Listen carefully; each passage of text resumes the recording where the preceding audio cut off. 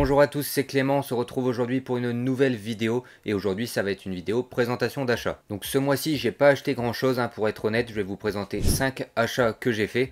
Donc il y a de tout, il y a des choses très récentes de 2024 et des choses beaucoup plus anciennes de 2003 notamment.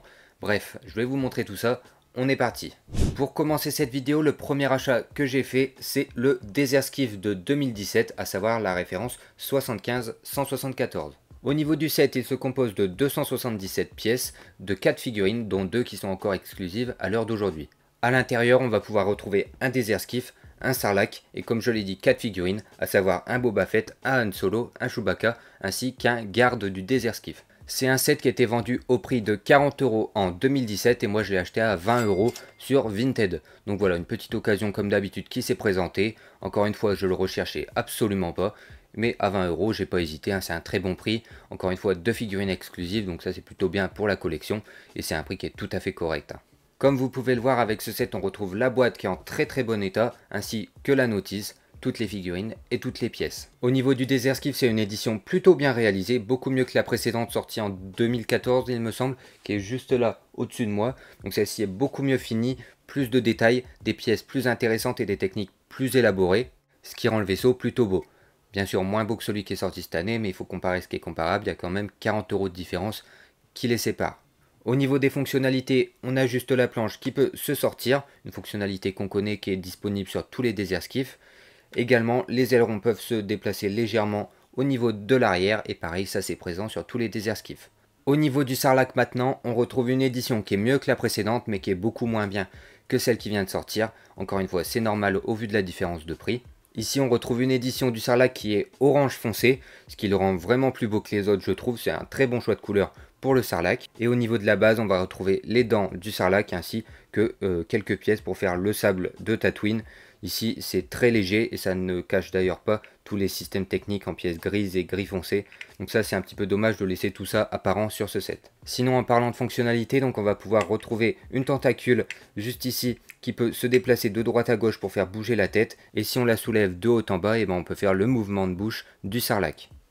Donc c'est une petite fonctionnalité qui est plutôt intéressante et qui n'est pas présente sur les autres. Et bien sûr, je ne l'ai pas dit, mais la bouche est assez grande pour accueillir une figurine. En parlant des figurines maintenant, on retrouve déjà le Chewbacca et le Han Solo. Donc ici des figurines assez basiques qui sont pas du tout uniques au set. On notera quand même une double tempographie sur la tête du Han Solo, donc pour avoir deux expressions de visage, à savoir un visage complètement fermé, limite endormi, et un visage assez effrayé. Petit point sur les accessoires de ces figurines quand même, donc le Han Solo et le Chewbacca auront droit à une paire de menottes chacun.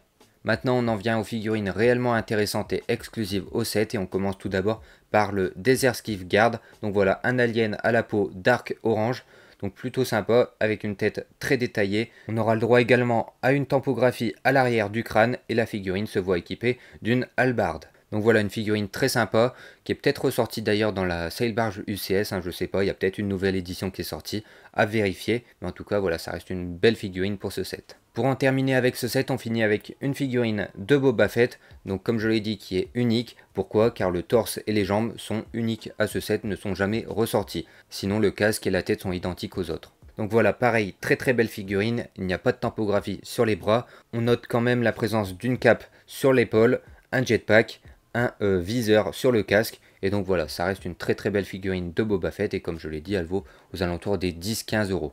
On continue maintenant avec un set que j'ai acheté sur eBay au prix de 20 €, à savoir le A-Wing référence 75-175. Ici, je ne peux pas vous le montrer, c'est un set que j'ai déjà revendu, tout simplement car les stickers n'étaient pas en très bon état, il manquait quelques pièces et il n'y avait pas la boîte. Ce qui m'intéressait surtout, c'est les figurines, donc je voyais pas trop l'intérêt de garder le reste, donc j'ai tout revendu pour 15 €, ce qui fait que j'ai eu les 3 figurines pour 5 € seulement. Avant de passer aux figurines, donc c'était un set de 358 pièces qui était sorti en 2017 au prix de 50 €. Donc assez cher pour un A-Wing, donc vous comprenez maintenant qu'à 20 € c'était une plutôt bonne affaire. Et ce qui était réellement intéressant avec ce set, c'est les figurines. Tout simplement car on retrouve déjà deux figurines exclusives qui valent plutôt cher. Pour commencer avec les figurines, donc déjà la moins intéressante, c'est le A-Wing pilote, donc une figurine qui est quand même assez rare, qui est plutôt belle. Donc voilà, on a le droit à un pilote avec un habit vert, pas mal de détails, un casque pareil très beau. Mais voilà, ça reste une figurine assez simple, hein. Les pilotes on en voit un petit peu partout, c'est pour ça qu'elle vaut pas forcément très cher. Avec les 3 figurines, on retrouve également un rebelle, donc un rebelle qui est unique au set et qui vaut environ 15 à 20 euros, donc un plutôt bon prix pour cette figurine qui est quand même assez rare. Sur ce rebelle, on peut retrouver d'abord une casquette, on voit également que sur son visage il y a un micro, et sur son torse et ses jambes on peut voir des tampographies assez détaillées avec divers accessoires et éléments. On devine donc que c'est un rebelle qui est là pour la coordination au sol, certainement pour faire les départs et les arrivées des vaisseaux dans la base. Voilà pour cette petite figurine donc qui ne paye pas de mine, hein, mais qui est quand même assez chère. Donc c'est toujours sympa de l'avoir. Et maintenant la figurine la plus intéressante et la plus chère, à savoir qu'elle vaut environ 40 euros, c'est le Lando Calrissian. Donc généralement les figurines de Lando Calrissian valent assez cher et cette figurine ne déroge pas à la règle car elle vaut quand même 40 euros, ce qui est assez énorme pour un set qui était sorti à 50 euros. Sur cette figurine on retrouve des jambes toutes grises, on retrouve un torse plutôt sympa avec des bras plutôt beige et un torse plutôt orangé avec quelques motifs. La figurine aura le droit à une cape bleue ainsi qu'un visage très souriant de Lando Calrissian. Voilà donc pour les 3 figurines que j'ai gardées, donc comme je l'ai dit 20 euros pour le tout, j'ai revendu le reste à 15 euros, ce qui fait 5 euros pour les 3 figurines, ce qui est vraiment un excellent prix car à 3 ils valent pour environ 70 euros, donc franchement une très bonne affaire. On continue maintenant avec une petite nouveauté de cette année, à savoir le set 75-396, le Desert Skiff et Sarlacc. Donc voilà, une petite nouveauté que j'avais hâte d'avoir, notamment pour la figurine exclusive des 25 ans, car oui, c'est un set des 25 ans. Donc c'est un set qui avait fait pas mal parler quand il est sorti, ça fait quoi 2-3 mois maintenant, tout simplement car il était très cher, il était à 80 euros et ici moi je l'ai acheté sur Vinted à 40 euros, donc ce qui est quand même beaucoup mieux. Et en plus il était neuf et scellé, donc du moins 50%, donc c'est vraiment une bonne affaire.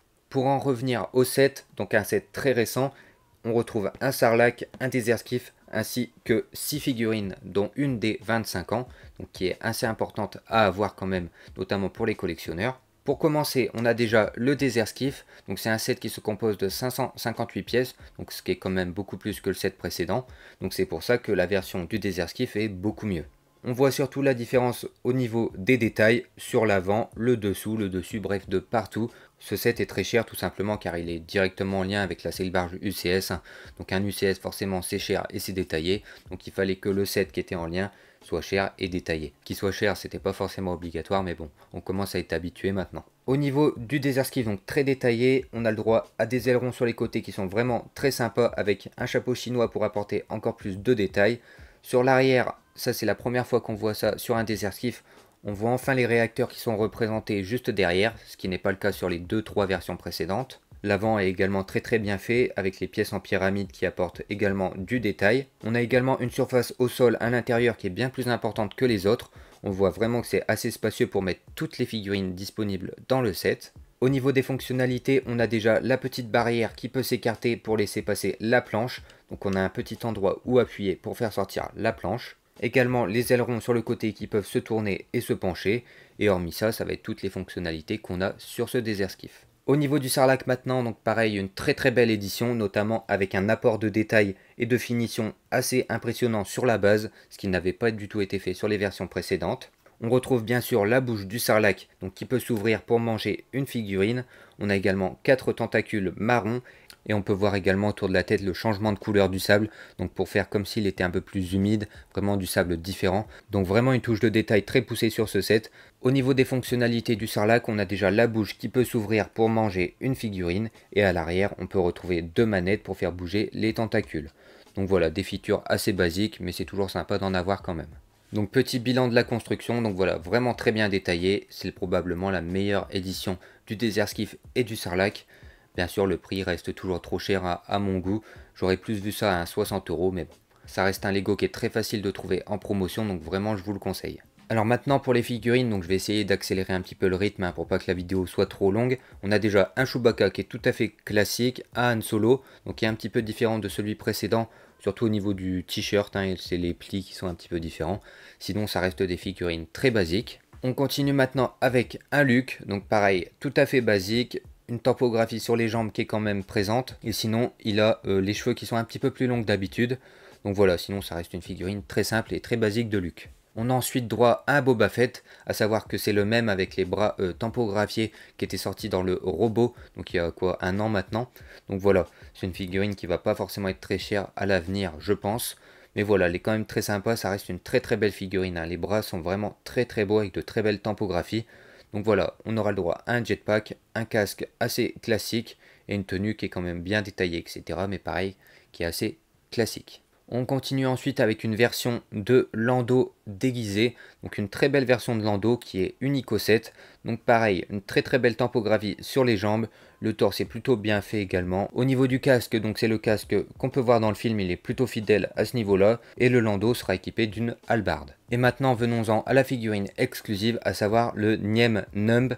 Donc voilà, dès 25 ans, donc là vraiment une très très belle figurine. Donc de mémoire c'est un pilote de A-Wing, ou de X-Wing, je sais plus exactement. C'est peut-être les deux, à l'occasion ils pilotent de tout, hein, de toute façon. Donc voilà, plutôt belle figurine, donc qui est unique, hein, si je dis pas de bêtises. Il n'y en a jamais eu qui est sorti auparavant. Je crois qu'il y en a eu une, mais elle était beaucoup moins bien faite. Pas énormément de détails, hein, sur le torse, etc. Mais juste ce qu'il faut. Franchement, ça reste une très très belle figurine. Vraiment, c'est un set que je vais vous conseiller, il est très très beau, très détaillé, etc. Surtout si vous achetez la Sail Barge, c'est assez important d'avoir les deux ensemble. Et voilà, il y a de très belles figurines, une figurine pour les 25 ans qui va probablement valoir très cher à l'avenir. Donc voilà, vraiment je vous le conseille, mais pas à plus de 50 euros. Pour moi, plus de 50 euros, ça reste un prix assez élevé, trop élevé. Donc voilà, si vous tombez sur des bonnes affaires à moins de 50 euros, n'hésitez pas, il en vaut le coup. On continue maintenant avec un set que j'étais impatient d'avoir. Je vous l'avais dit d'ailleurs dans la vidéo nouveauté où je l'avais présenté que j'étais sûr et certain de l'acheter, surtout pour les figurines, à savoir le Dark Faucon Millennium, donc qui est sorti cette année, donc un très très bon set de 1500 pièces. Donc c'est un set qui est sorti à l'occasion de la série Rebuild The Galaxy, donc en même temps que le Starfighter de Bob, on a eu le Dark Faucon Millennium et on a également eu le X-Wing et le TIE qui peuvent se fusionner. Donc voilà, pour moi ce set là était le plus intéressant, le plus cher également, je vous l'accorde. Mais ici moi j'ai réussi à l'avoir à un très bon prix, à savoir 110 euros. En 9 et scellé. Donc voilà, vraiment une très très bonne affaire. Il est vendu 180 à la base, donc à moins 70 euros. Donc franchement, c'est un très très bon prix. Pour être honnête, ça fait 2 mois que je l'ai acheté. Je l'ai vraiment acheté à la sortie. J'ai eu un gros coup de chance. C'est une personne pas loin de chez moi qui le vendait en 9 et scellé. Donc j'ai sauté sur l'occasion. C'est un set que je voulais vraiment, principalement pour les figurines qui sont vraiment magnifiques. On reviendra dessus juste après. Mais également, après l'avoir construit, je me suis rendu compte que c'est un vaisseau qui est vraiment pas mal et qui sort vraiment du lot comparé à ce qu'on a l'habitude de voir. Là, il y a plein de petits détails assez subtils, etc. Bref, je vais vous présenter tout ça. Voilà à quoi il ressemble. Donc c'est un Lego de 1500 pièces. Niveau taille, il fait la même taille que tous les autres. Donc ici, rien de différent. Donc déjà, sur le dessus, on remarque pas mal de détails. On a déjà l'antenne donc, qui est déguisée en étoile de la mort, en canon de l'étoile de la mort. Donc voilà une petite référence à ça.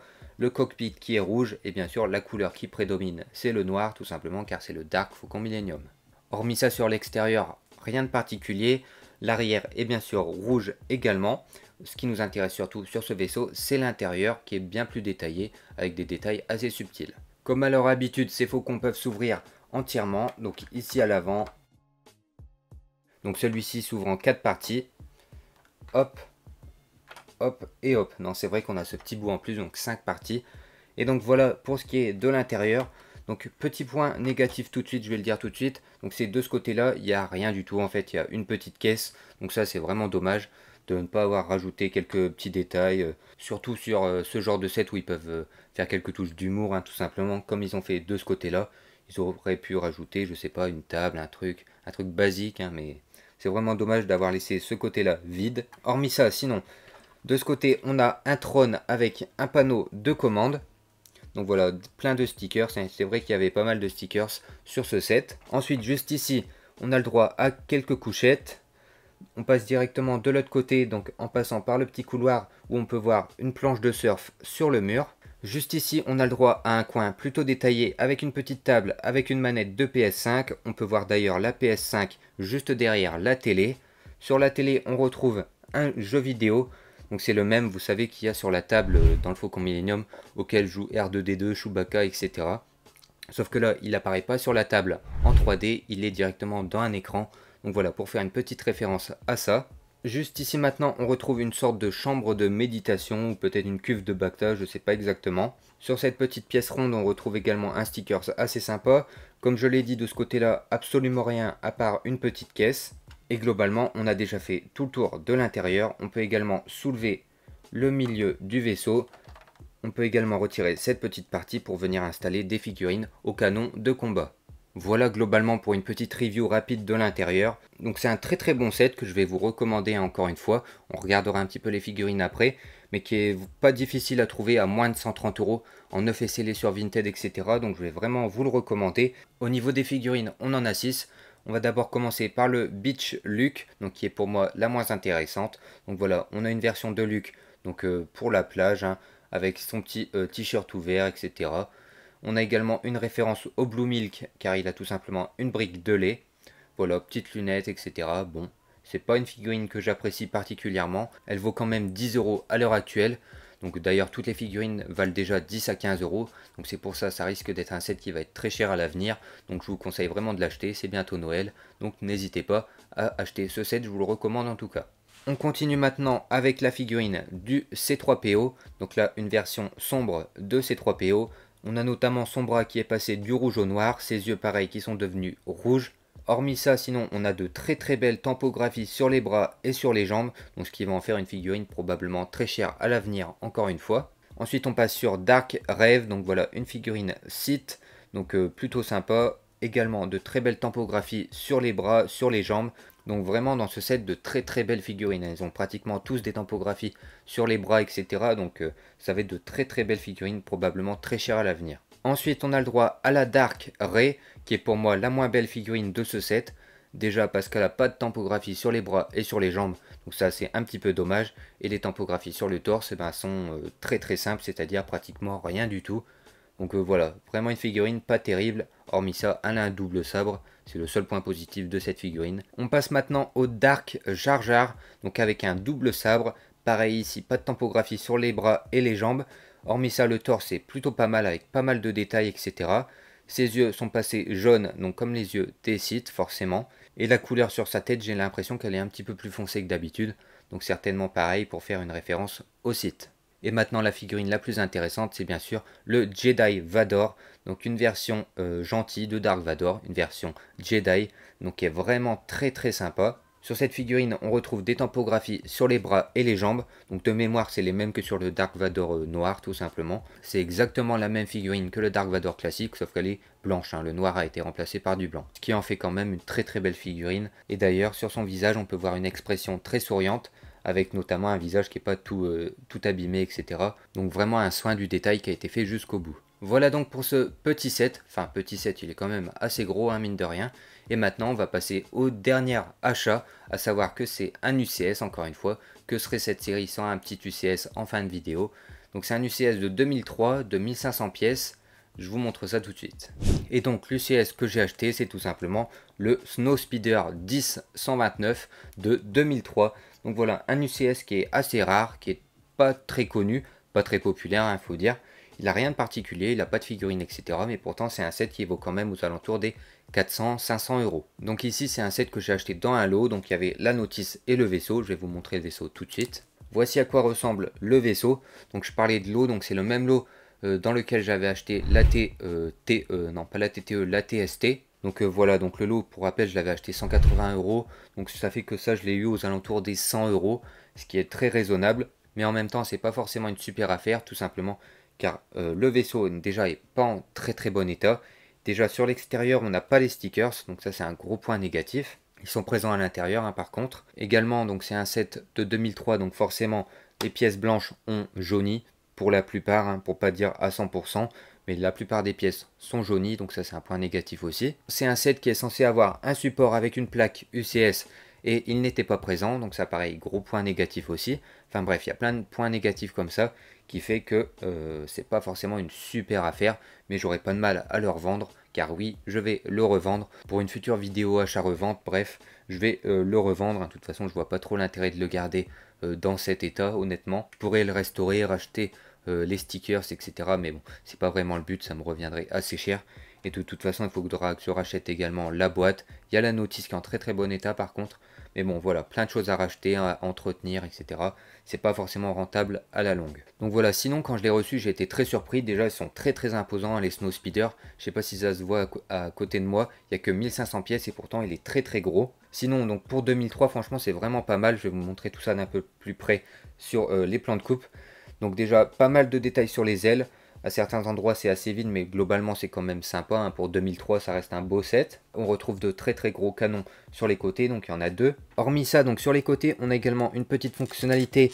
Donc on peut ouvrir le cache moteur donc pour avoir accès à toute la machinerie à l'intérieur des réacteurs, et ce de chaque côté. Également à l'arrière, on retrouve une mitrailleuse donc qui peut se bouger de droite à gauche et de haut en bas. Petite mention quand même sur l'arrière qui est plutôt détaillée avec ces grilles noires qui sont plutôt bien faites, qui apportent vraiment un look assez agressif à l'arrière du vaisseau. C'est vraiment très très joli. Voilà un petit peu pour l'extérieur, donc ça reste assez simple, hein. C'est un Snow Speeder de 2003 en plus, donc c'est très très simple, mais franchement ça fait largement le boulot. Ça reste un très très beau vaisseau. On va passer maintenant à l'intérieur de la cabine. Donc déjà, la cabine se soulève entièrement et on a également une petite barre pour venir la maintenir. Petite barre voilà qui se soulève et qui vient retenir la cabine. Donc ça c'est une fonctionnalité plutôt pas mal. C'est un petit plus, c'est toujours sympa. Et donc une fois la cabine soulevée, et ben, ça nous donne accès à un intérieur qui est vraiment très très bien fait je trouve. On a déjà ce double fauteuil au milieu, donc qui est très très sympa, qui est vraiment bien fait hein, je trouve pour l'époque. Et de chaque côté on a un écran pour le canon à l'arrière, donc pour le pilote qui va s'occuper de ça à l'arrière, et on a l'écran de commande pour le pilote à l'avant. Donc ici sur les deux postes de commande on retrouve des stickers chacun différents et qui apportent vraiment une touche de détail supplémentaire au set et à l'intérieur. Donc voilà pour ce petit UCS, donc je vais refermer tout ça, hop. Donc voilà, un vraiment bon set hein, globalement, pour 100 € ça reste assez rentable. Je pense pas avoir de mal à le vendre honnêtement, disons à me faire un petit peu de marge dessus. Je pense le revendre 150 €. Si jamais il y a quelqu'un d'intéressé hein, qui est prêt à le restaurer, à racheter les pièces et tout, pourquoi pas vous le revendre. Ça serait pas une mauvaise idée. Donc n'hésitez pas à mettre un petit message hein, dans les commentaires ou à me contacter sur le Discord. Hein, vous aurez le lien dans la description comme d'habitude. Donc voilà, quand même très content d'avoir eu ce set. À la base, je l'avais surtout acheté pour l'AT ST UCS qu'on avait déjà présenté, déjà construit. Donc voilà, ça reste un très très bon set, mais bon, je dois m'en séparer, il y a trop de trucs à faire. Je le rachèterai certainement à l'occasion un jour, hein, mais voilà, je préfère avoir la boîte, etc. sur ce genre de Lego assez ancien. Et donc voilà pour tous mes achats du mois d'octobre. La vidéo touche à sa fin, donc pas mal de sets plutôt intéressants, hein, comme je l'ai dit, de 2003 à 2024, des figurines exclusives, etc. Ça reste un plutôt bon haul ce mois-ci, malgré que j'ai pas acheté forcément grand chose. Niveau budget, pareil, j'ai pas dépensé beaucoup, hein, 200 €, même pas je crois. Donc voilà, bref, j'espère que cette petite vidéo vous aura plu. Si c'est le cas, comme d'habitude, n'hésitez pas à liker, à vous abonner. Et moi je vous dis à la prochaine, c'était Clément. Salut tout le monde.